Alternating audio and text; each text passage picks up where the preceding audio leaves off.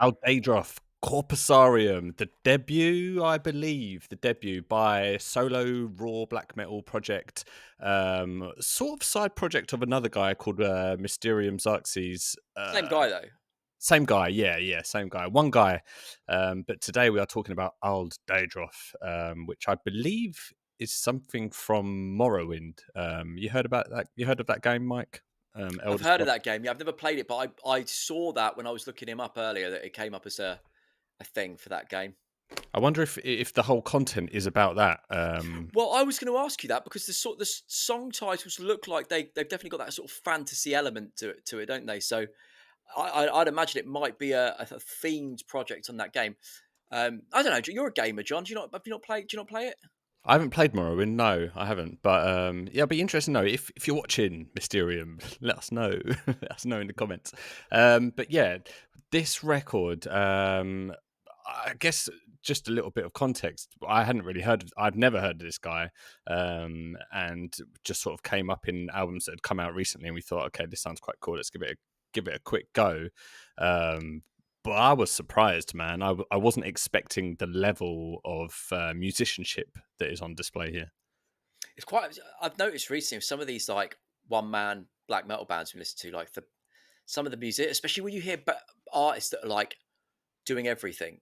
Yeah, Like he's playing everything on that, and it's quite mind blowing to hear people so multi talented on different instruments. It's it's insane. it's crazy. I believe he does the drums as well. They're live drums, not programmed. They sound live, yeah, for sure. Which is insane, man. Like, I guess, do you want to go in song by song, or kind of? We can if you want. What do you want to do, Uh, John? I guess yeah. Lead the way. We'll start with the opener. You've got this kind of like real album tone setter, isn't it? It's like a kind of synthy. There's a lot of dungeon synth peppered throughout this album, actually, isn't there? Yeah. But the first track is very like icy. You've almost got like a sub bass going on as well to add a bit of deepness. Then you've got this kind of like wind whooshing effect. Really kind of sets the tone of the track. Levitation above the lileless ashlands, which quite image provoking. Oh yeah.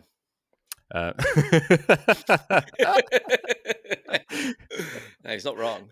he's not wrong. And then into track two, I mean, Fields of Coming. I wanted in a kind of like cult way. Yeah.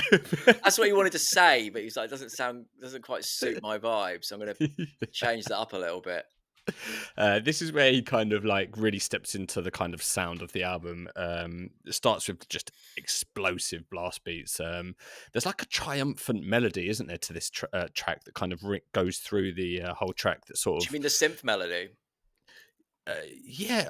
I can't. To be honest, I can't remember. I think the synth lead line throughout. It was kind of buried amongst the chaos, but it was just enough to kind of give that triumphant like power It's feeling. melodic, isn't it? It's definitely got Yeah. this like melodic element to it. I mean, for me, when this song came in, my one of my immediate thoughts, especially hearing that synth line, was sounds like Tra. It's got a similar vibe to what Tra's doing. Like that synth line is almost very much a Yeah. thing he would do, which he would incorporate within his black metal as well. And I'm a big fan of his and his sound, so I was immediately like, yes, Yeah. love this, love a bit of this. Yeah, it's great. That kind of carries on for a while. Then you've got like this kind of blasted section where he's like really attacking the bell, and it pierces through in such a cool way. I think the production in general on this album was fantastic. It was like Yeah. it was lo-fi, but and very raw, but the clarity of everything like came through and shined where it needed to. It was one of the best produced like black metal albums I've heard. Like it really was so perfect in that sense of conveying all the things you like about like a raw black metal production, but with plenty of clarity. Like Yeah, especially the drum production, you could hear everything so yeah, clearly. yeah. And It was really good. what you were saying a minute ago as well, I made a note of this. Like his bell work, and that's not related to the song title. Um, is amazing throughout. Like the sort of the accents and stuff, and the sort of little lines that he does Yeah. on the ride is really cool. He's an amazing drummer. I wonder if he's a drummer first and then everything else second, because the drums almost do quite shine. But that saying that, like the lead lines are great. They're simple enough to be catchy, but they're perfectly like balanced for atmosphere and like tone. He's got to be a drummer first, though, right? Yeah, yeah. No one's been a guitarist and then doing that, is it? Are they?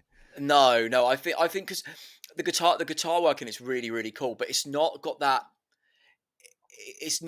virtuoso level that the drums particularly has of someone who's maybe primarily a guitarist and then is Yeah, like the drums after. I think I don't know. I mean, I could be totally wrong. yeah, Because yeah. because the writing and the guitar riffs on it are also real perfectly done. It doesn't need to have any more Well, to it than what it's got, really. that's the thing. Like each track is quite long, aren't they? It's like 10 minutes plus, aren't they? Mm. Not the interlude tracks are a little shorter, but like the main bulk of the tracks are like plus 10 minutes. But they're not. They never really outstay their welcome. They subtly shift enough on the kind of longer parts that it really keeps your attention. And then he will change pace quite a lot throughout, which really Yeah, like it's done really well, man. In that second track, there was a kind of section around halfway through where the kind of tone shifted and it went a lot more evil and dark. It slowed down, and you had this. A lot icier, like a bit Burzum-esque, like early Burzum. Then then you had this kind of like more blast that kind of followed with a ferocious kind of like haunting vocal, and we haven't really spoke about his vocals yet, but I thought they were fantastic, man. They were like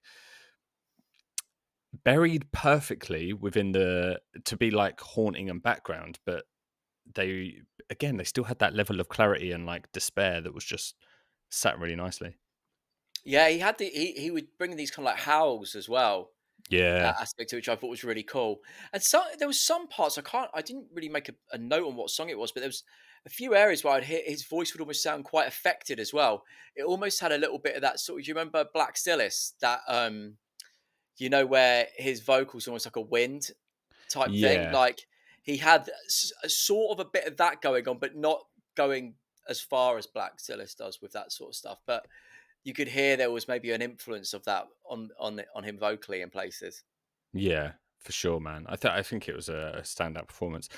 Track three, "Haunted by the Daedric Face of Terror." It kind of starts off much of the same, like that kind of like blast, high tempo. There's no But intro, is there? It's just like straight in. straight in, yeah, straight in. Same with track two, but I really I like that. It just sort of like kept the energy up.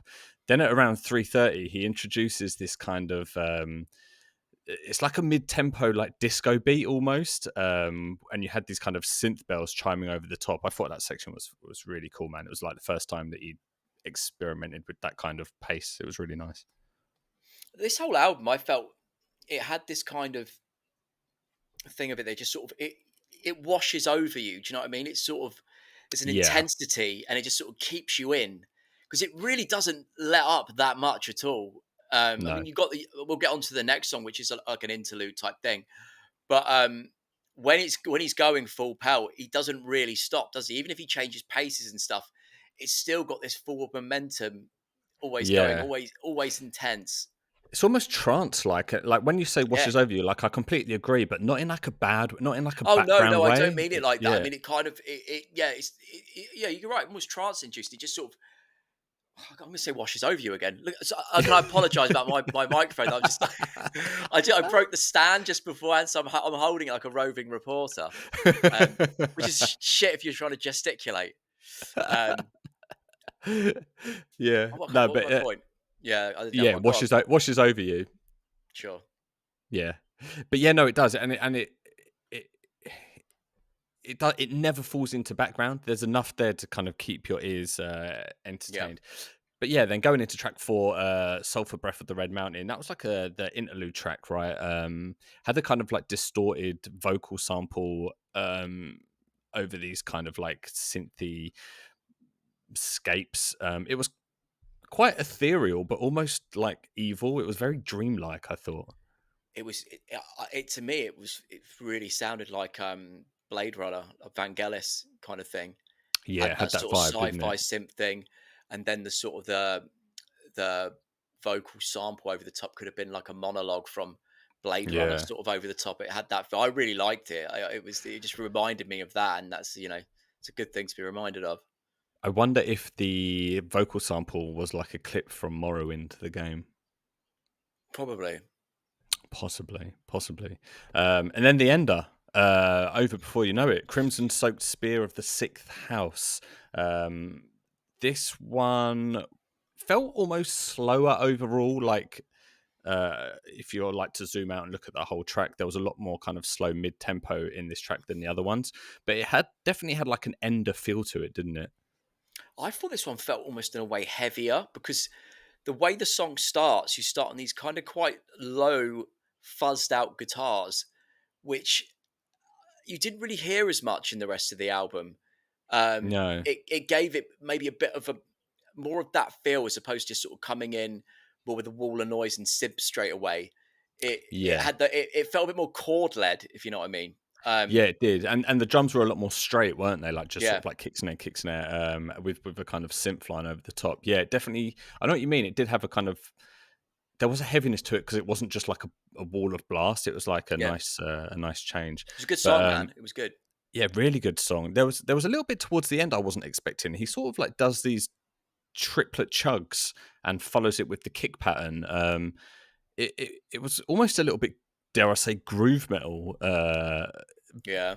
Very unexpected and very short lived, so I didn't mind it too much. But yeah, I mean, it was an interesting addition to the song, and then it sort of ends on these kind of the dungeon synthy aspect with the kind of winds that were from track one to sort of like really bring it all Complete the together, journey.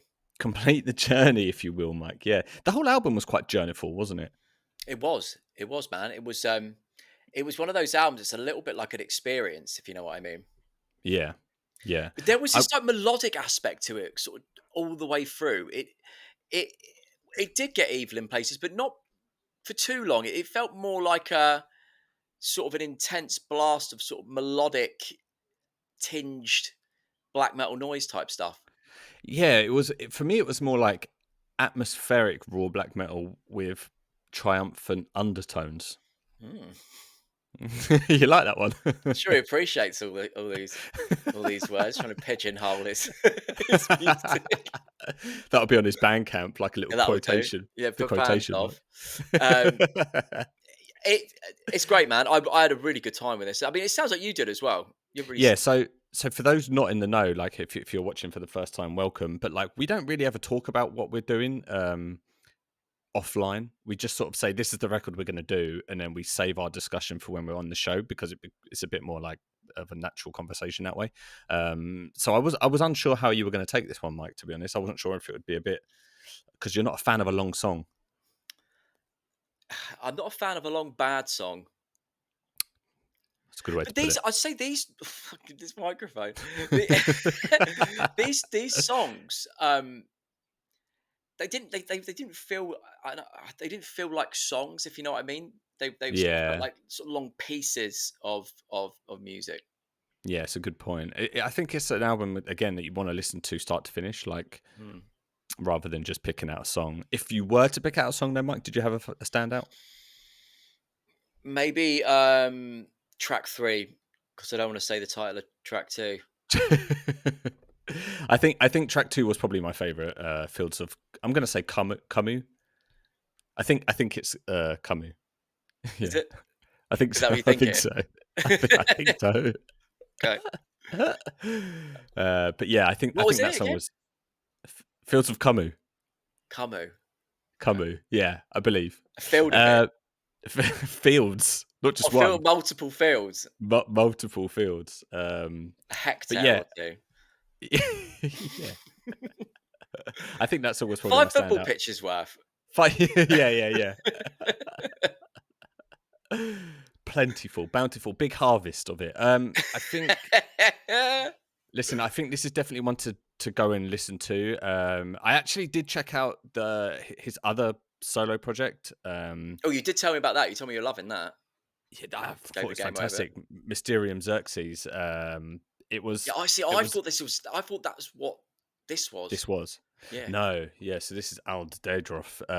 But it very similar, but like I feel like Mysterium was a bit more evil and faster. This was a bit more atmospheric, and almost journeyful, whereas the other one was a bit more like raw. But it's I really, yeah, really I good. checked out a bit of it. It had more of that typical black metal evilness, didn't it, than this?